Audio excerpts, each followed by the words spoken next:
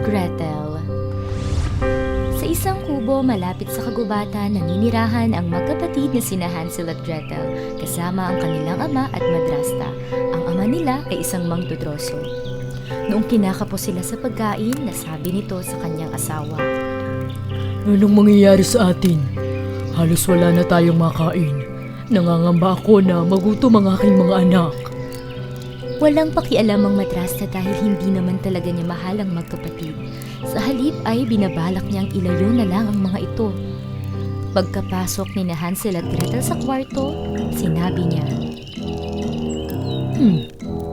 Dapat, dalhin na natin sina Hansel at Gretel sa gubat at mabuting iwan at iligaw na lang sila doon para hindi na sila makabalik dito.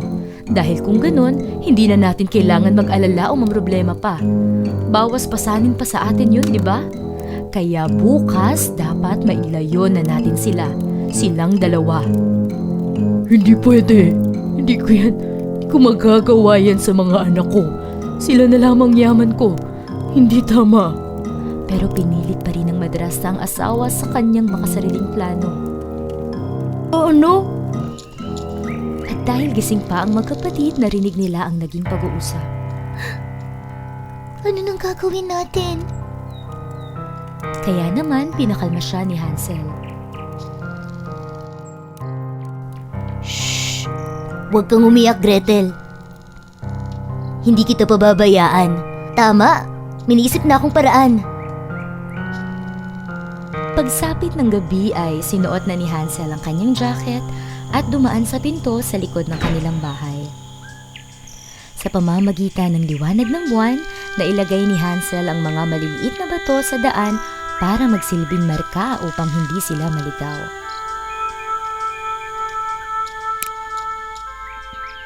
Sa pagsikat ng araw ay agad ginising na ng madrasta ang mga bata. Hoy!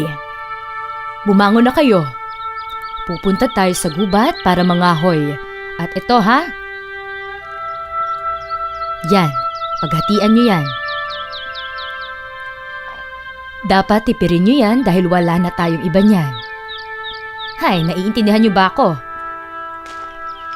Noong papunta na sila sa gubat, pumwesto si Hansel sa pinakalikod at nag-iwan siya ng mga batong maliliit sa bawat daraanan.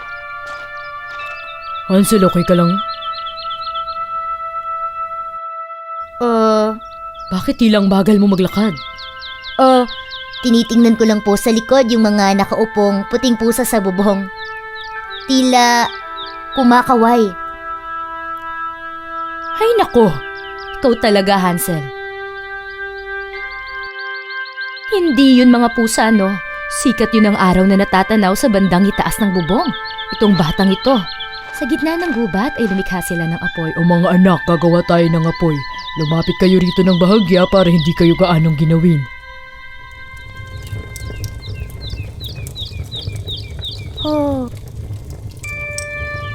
Sandali. Ginagabi na tayo. Mangangahoy pa kami. Babalik kami maya-maya. Diyan lang kayo. Kaya habang katabi ang apoy ay minabuti ng mga bata, awitin na lang ang paborito nilang mga kanta. Suzy, o aking Suzy, sabihin mo sa akin ang balita. Nakapaa ang mga bata, di ba dapat sila'y may sapatos na? Sana'y gawan sila ng sapatero ng matitibay na magagamit nila. Matapos nilang kumain, umawit, ay sila naman ay nakatulog. Madilim pa rin ang gabi nang magising si Gretel, kaya natakot siya at umiyak. Huwag kang mag-alala, Gretel. Kapag lumiwanag na ang buwan, ay makakauwi rin tayo dahil makikita natin ang mga batong maliliit na hinulog ko sa lupa bilang palatandaan. At nagtagumpay sila. Mga anak, buti naman. Tara, may pagkain tayo sa bahay. Pero desidido pa rin ng madrasta na ilayo ang magkapatid. Kaya nang bumalik na sina Hansel sa kwarto, ay pinilit niya ang asawa na mas ilayo at iligaw pa ang mga bata sa gubat. Iyon ang mangyayari sa ayaw at gusto mo. Para to sa ikabubuti natin. O ayan, paghatian niyo yung dalawa.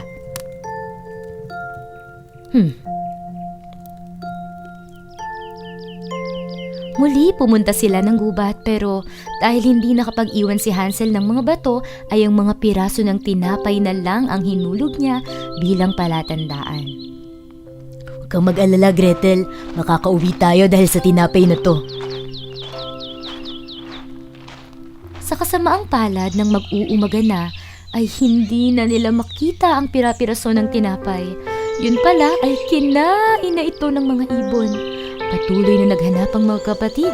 Naglakad at naglakad buong araw. Pansamantala ay huminto at namahinga sila sa tabi ng puno. Pinagmasdan nila at pinakinggan ng puting ibong humuhuni. Nang lumipad ang ibon ay sinundan nila kung saan ito papunta. At dahil doon ay nakita ni Hansel at Gretel ang isang bahay na gawa sa gingerbread, habang ang bintana nito ay gawa sa tsokolate. Nagkalat din ang napakaraming cakes, cookies at candy sa labas ng bahay. Maging ang bubong ay nababalot sa vanilla icing. Agad silang tumakbo papunta rito. Tinikman ni Hansel ang cupcake, habang si Gretel naman ay pumwesto na sa bintanang gawa sa tsokolate. Napakasarap naman ito. Oo nga. Ngunit maya-maya lamang ay may narinig silang kakaibang boses mula sa loob ng bahay. Sino yan? Sino yan sabi?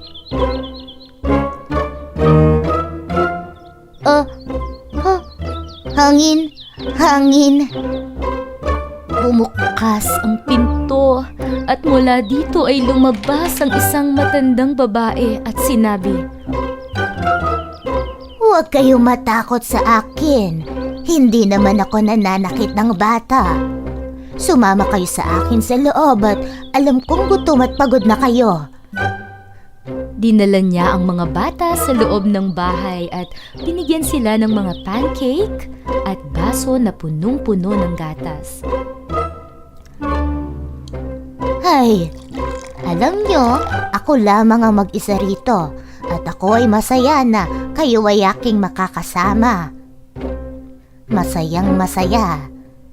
Matapos kumain ni Hansel at Gretel ay pinatulog na sila ng matanda sa dalawang malambot at komportableng higaan.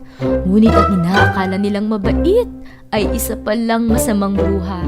Ang gawain niya pala ay busugin muna ang mga dumarating sa kanyang bahay at matapos ay kanya itong kakainin. Habang natutulog ang mga bata, ay abala ang matandang bruha sa paghalo ng kumukulong tubig at sinabayan niya pa ito ng pag-awit. Oh, aking tubig na kumukulo. Ang mga bata dito ko mismo iluluto. Una ang lalaki, sunod naman ng babae. Ang galing ng aking plano. Hihihihi. Maya't maya ay sinisilip niya sina Hansel at Gretel na nahihimbing pa rin sa pagtulog. Kinabukasan ay dinala ng matandang bruha si Hansel sa isang kwarto. Yun pala, isa itong kulungan para hindi siya makatakas. Aray! Yan ang napapagay sa'yo. At pinuntahan naman ng bruha si Gretel at sinabing, Mula ngayon, ikaw na ang bahala sa mga gawaing bahay. Una, magpakulo ka muna at magluto ng makakain ng iyong kapatid para lalo siyang tumaba. Kapag nangyari iyon, saka ko siya kakainin. Umiyak si Gretel sa takot at pangamba pero kinakailangan niyang sundin ang utos sa kanya. Kaya naman ang niluluto at inaabot niya kay Hansel ay masasarap na pagkain samantalang sa kanya naman ay tira-tira na lang. Araw-araw sinisilip ng matanda kung tumataba na ba si Hansel. Hoy, itaas mo ang iyong kamay para makita ko kung may pagbabago na ba sa'yo. Ngunit malabo ang mga mata ng matanda. Kaya naman, sa halip na ang kanyang kamay ang kanyang inaabot, ay ang buto ng manok ang kanyang itinataas. Ano yan? Ang payat pa din. Makalipas ang 1 linggo, galit na galit ang matanda. Tama na! Pakuluan mo na yung tubig. Wala na akong pakialam mataba man siya o hindi. Bukas, siya na ang nasa hapag ko at paniguradong mabubusog talaga ako. Nagmakaawa si Gretel pero hindi siya pinakinggan ng matanda.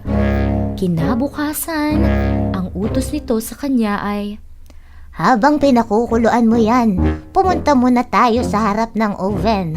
Tingnan mo kung mainit na ba at pwede na bang paglutuan.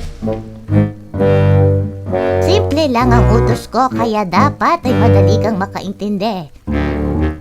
alam na ni Gretel ang plano ng matanda kaya ang naging sagot niya ay, Hindi ko po alam kung paano umakyat dyan. Pwede niyo po bang ipakita sa akin kung paano? Ay nako, itong batang ito, oo. Napakadali lang naman. Ganito lang oh. Panoorin mo ako ng maigi dahil kung hindi ay nako. at umakyat ang bruha sa oven kaya naman, agad siyang itinulak ni Gretel at isinara ang pinto at siya'y napakanta sa saya. Ngayon ikaw ay nakulong dyan. Ako rito'y malaya. Si Hansel ay maililigtas ko na at kami parehong masaya. Dali-daling tumakbo si Gretel sa kulungan ng kanyang kapatid. Niyakap nila ang isa't isa. Matapos ay nagpunta rin sila sa bahagi ng bahay kung saan naroon ang napakaraming ginto. Sa paglagay nila nito sa kanilang mga bulsa, ay biglang dumating ang kanilang ama. Mga anak ko, araw-araw ko kayong hinahanap. Salamat at natagpuan ko na kayo. Tara na at umuwi na tayo. Pinaalis ko na ang inyong madrasta at hindi na babalik pa. Sigurado ay sumama na yon sa mga kaibigan niyang bruha. Tara na, umuwi na tayo. Umuwing magiliw sina Hansel at Gretel kasama ang kanilang ama. Dala ang mga ginto. Hindi na sila nagutom kailanman at namuhay silang masayang magkakasama. Hindi na naghangad ng higit pa. Gusto niyo pa ba ng maraming kwento?